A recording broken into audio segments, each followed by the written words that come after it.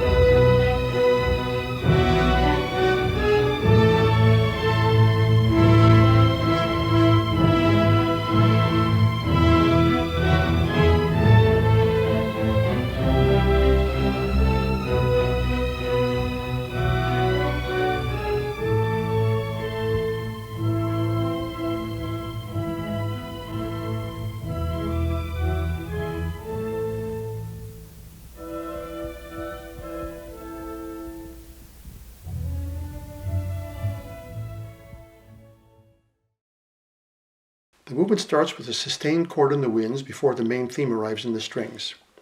Beethoven could have started the movement with the string theme. What does that chord add? The best way to answer that question is to remove the chord. While the music is still lovely, something is lost. Orchestration is often the source of vivid contrast effects. By starting with that chord in the winds, the soft beginning in the strings is set off in greater relief. Note that the top of the chord is played by two oboes, giving a rather plaintive quality. The harmony here is a 6/4 chord, not a tonic in root position. This creates a bit of suspense that the string theme seems to resolve when it arrives with the root position tonic. When the strings arrive, the violins are absent. By contrasting that medium register wind chord with the low strings, again Beethoven underlines the string theme's somber character, another contrast effect. Note also how the moving line is sometimes in the middle part, the cello here, and sometimes in the viola, for example in measure 7 to 8, instead of always staying in the same part. Only in measure 27 do the second violins enter. There's also an important change in the texture here. What was previously in the cello is now repeated in the violas and celli, but ornamented in legato. So the former middle part now becomes the foreground. Even though we're still in the same timbral family, the strings, this creates a much richer texture. After a complete presentation of the theme in this new texture, Beethoven finally brings in the first violins in measure 51. Now the second violins play the same ornamented version of the material that was previously in the violas and cellos. But the accompaniment is new. Violas and celli have an arpeggio motive now. Same material, new orchestration. Since the strings came in, the register has been gradually rising. First the violas, then the second violins, and then the firsts. Now within the last phrase of the theme, the winds come in measure 67. Oboes and bassoons add chords on the offbeats, poignant touches of color that intensify the listener's experience. This is the first time the orchestration changes within a variation. It helps to avoid an overly square structure. In measure 75, finally the theme is presented in a tutti orchestration. The brass and timpani are now present for the first time. The music here has a slightly more martial feeling, but it's mitigated by the rather fluid accompaniment in lower strings. A well-orchestrated tutti is not a massive doubling. Rather, it's organized into planes of tone. The repeated note idea is now in the winds and horns, doubled in 4 octaves. The first violins play the legato idea, now double forte, in the upper register. The lower strings provide an arpeggio accompaniment, mixing eighth notes now with eighth note triplets, creating more rhythmic fluidity. Trumpets and timpani accent the strong beats. The combination of the march-like drive with the more lyrical first violin line and the fluid wavy accompaniment in lower strings is very moving. The orchestration here is a critical part of the music's emotional richness. This is what real mastery of orchestration looks like. Every family adds something to the whole that the others do not. The unexpected diminuendo in measure 91 suggests that this is not the end of the movement.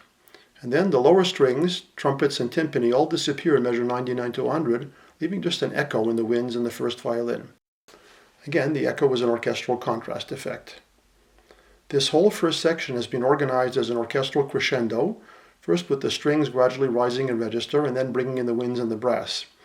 Although melodic and harmonic content don't change much from variation to variation, there's very prominent evolution in dynamics, register, and timbre. The orchestration here doesn't follow the pitch structure, but actually leads it. This isn't uncommon, and it really deserves more attention than it usually gets from analysts. Let's listen again.